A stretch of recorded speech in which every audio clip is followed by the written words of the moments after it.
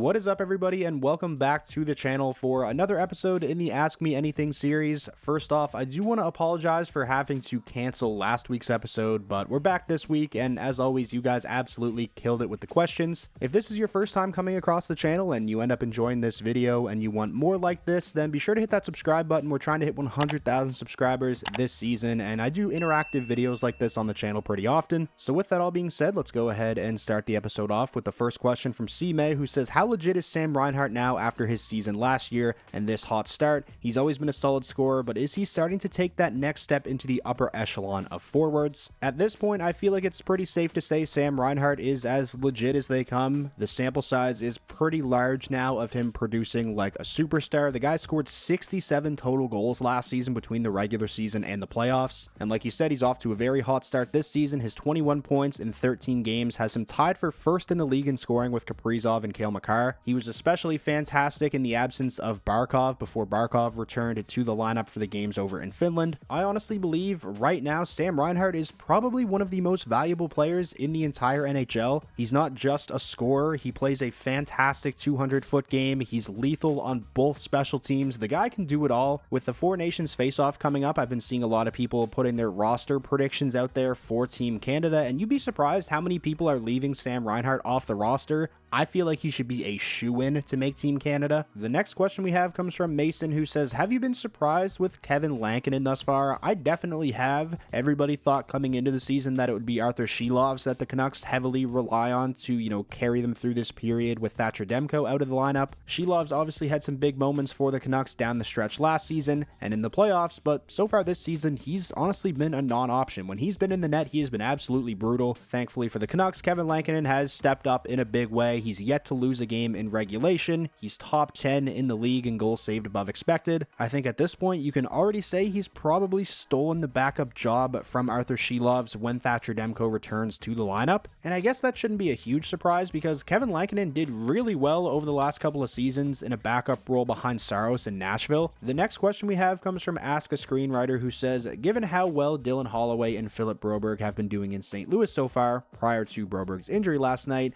do you think more teams will be using offer sheets to go after RFAs in the future, or is this a case of the stars aligning just right for Armstrong and the Blues? I definitely think it could have a bit of a ripple effect. I can't see it changing the fact that we rarely ever see offer sheets given to the real big name RFAs, where the team offer sheeting the player would have to give up 4 first-round draft picks as compensation, but I do feel like this could and should influence other general managers to make moves similar to what St. Louis did. Obviously, it has to be the right situation, but if there is a player who maybe was a former top draft pick who is yet to really break out, then why not take a chance like the St. Louis Blues did? Because at the end of the day, I do feel like it was a low-risk, high-reward move for the St. Louis Blues. It's not like they had to give up a ton of draft picks as compensation. Both of the offer sheets were only 2-year deals, so if either player didn't pan out, it wouldn't be the end of the world for St. Louis. It's not like they would have been on the hook for the next 5, 6, 7 years. At the end of the day, I'm really hoping this working out for St. Louis, at least so far. Obviously, it's still very early on in the season, but I really do hope this influences GMs to utilize offer sheets more often, because for us fans, it's a lot of fun. Just like trades, it gives us something to talk about, and I do feel like the offer sheet tool is something that is severely underutilized by general managers. The NHL is a copycat league, so I do feel like there's a pretty strong chance we see more offer sheets like the one St. Louis gave to Broberg and Holloway in the future. Moving on now to the next question. This one comes from Jason, who says, thoughts on Dylan Strome? I feel like he's been massively underrated for years now, especially since playing for the Caps. He's up to 16 points in 10 games as I'm writing this, looking like he's in for a massive year. He's a big reason as to why the Caps are playing so well, and he honestly could be the best player on that roster. I definitely agree with you on this. I also feel like Dylan Strome has been pretty underrated over the last few years with the Washington Capitals. Heading into this season, he put together back-to-back 20-plus goal, 65-plus point seasons, and based off of his production so far this season, it's looking like he's going to shatter those numbers and set new career highs across the board. He picked up another point in the Capitals' most recent win, so he's now up to 17 points in 11 games. His playmaking has been fantastic. The defensive numbers look really strong as well. Dylan Strome really has turned himself into a really solid all-around number 1 center for the Caps. This next question comes from Salisbury, who says, do you think Grandlund will be traded before the deadline, and what would a package for him look like?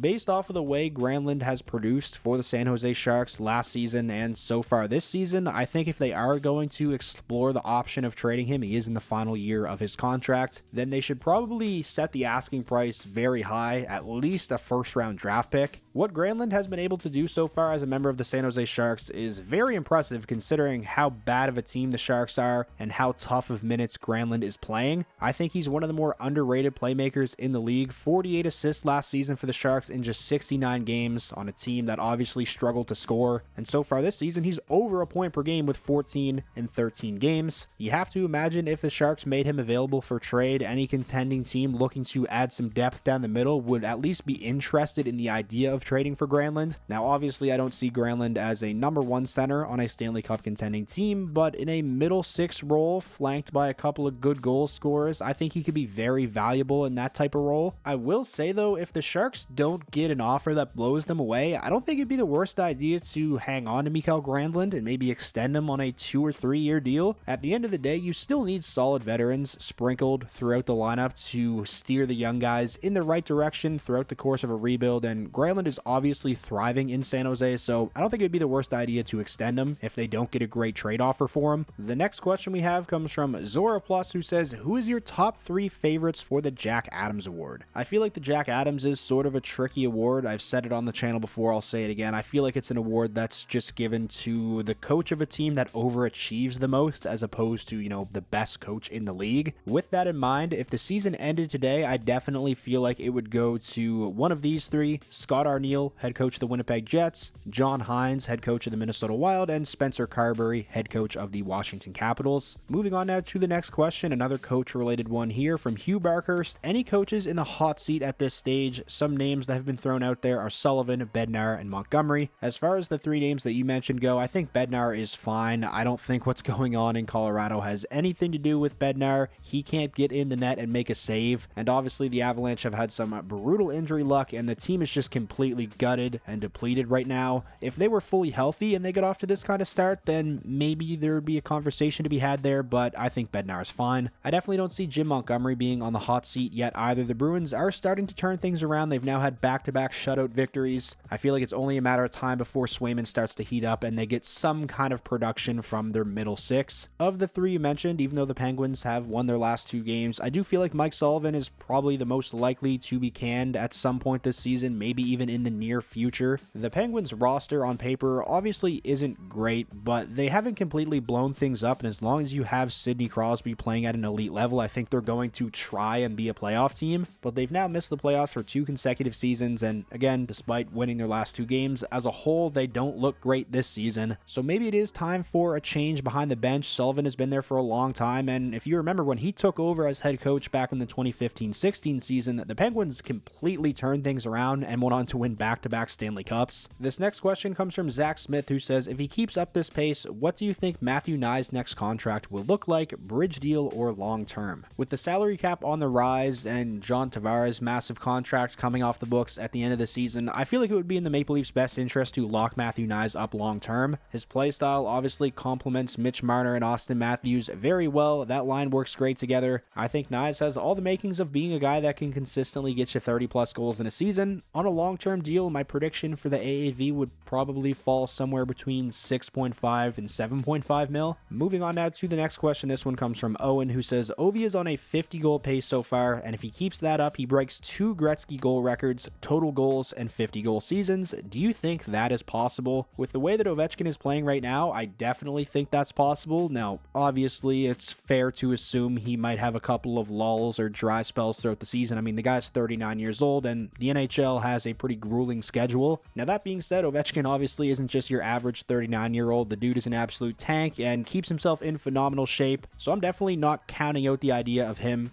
reaching the 50-goal mark and breaking both of Gretzky's goal records. It's not like he's all that far removed from a 50-goal season. We saw him do it in the 2021-22 season, and that was a season where Ovechkin led the Capitals in points with 90. The second-place guy on the team in points was Kuznetsov with just 78. Well, this season, Ovechkin isn't even leading the Capitals in scoring. That would be Dylan Strome. I think it bodes well for Ovechkin that the supporting cast around him is performing so well. You have to imagine that probably takes some pressure off of Ovechkin to perform, and he can just go out there and do his thing, play loose. And right now it looks like that's what everyone on the Capitals is doing, just playing loose, having fun. That team is playing super well. I'm really rooting for Ovechkin. I hope he does it. I think 100% he's going to break Gretzky's all-time goal record this season. He only needs 34 more, but it would definitely be a nice cherry on top to also reach the 50 goal mark and break the other record of the most 50 goal seasons. Moving on now to the next question. This one comes from Donnie, who says, with a third ranked power play, top 10 in goals per game, plus a Vezina winning goalie, can Ottawa hold off teams like Boston and Detroit, who are behind them in the Atlantic race? Would love to see some newcomers come out of the East. I am right there with you. I want to see some new playoff teams come out of the Eastern Conference, especially the Atlantic Division. I mean, the top four in the Atlantic have been so consistent in recent years. Obviously, if there is going to be a new playoff team to come out of the Atlantic, I want it to be Detroit, but based on what I've seen so far this season, I do feel like Ottawa is the most likely candidate. I think they are playing much better than their 6-5 record shows. Moving on now to the next question. This one comes from Drew NYE, who says, is there any certain player that you think has had a hot start that you think hasn't gotten enough credit? Player that comes to mind for me is Adam Gaudette. 6 goals in 10 games is a way better start than I thought he'd have for a full-time AHLer last season. That's definitely a good pick. Adam Gaudette has been very productive for Ottawa this season. The guy definitely has offensive skills. He can fill the net. He had 44 goals in just 67 AHL games last season, and he has had stretches in his NHL career where he's been productive. He had a 33-point season in 59 games with the Canucks 5 years ago. Someone that I don't think is getting a ton of credit for how great of a season they're having so far is Nikolai Ehlers of the Winnipeg Jets. 17 points in 12 games. Obviously, Kyle Connor is getting talked about a ton for his hot start, but Ehlers is right there producing almost at the same rate. He's playing probably the best hockey of his career right now, and it's a contract year for Ehlers as well, so he's definitely picking the right time to pop off. And now finally finishing out the episode with the final question from Dalton, who says, do you think Giroux will take a team-friendly deal to stay with Ottawa, or do you think he will be dealt at the deadline or walks in free agency? I think there's a 0% chance he's dealt at the deadline. That really wouldn't make any sense for Ottawa. I'm expecting them to be in the thick of the playoff race all season long, so they're not going to trade one of their better forwards. If I had to make a prediction, I definitely think he ends up re-signing in Ottawa. Maybe it is a team-friendly 1 or 2 year deal. He's been a really good fit there. He's playing close to home. I don't see any reason why he'd want to leave. I think in all likelihood, Claude Giroux probably finishes his career as a member of the Senators. So that is going to wrap up this week's episode of the Ask Me Anything series. As always, when it comes to these videos, I want to give a huge shout out and say thank you to each and every one of you who participated and left a question on the post. Even if your question wasn't featured in this week's episode, just know I read every single one and I appreciate all of you guys. If you made it all this way to the end of the video and you ended up enjoying yourself, please remember to leave a like. That is the best way to let me know that you enjoyed, and it does actually help out the videos a ton. And most importantly, if this was your first time coming across the channel and you want more NHL content just like this all year round, hit that subscribe button and I will talk to you all again soon.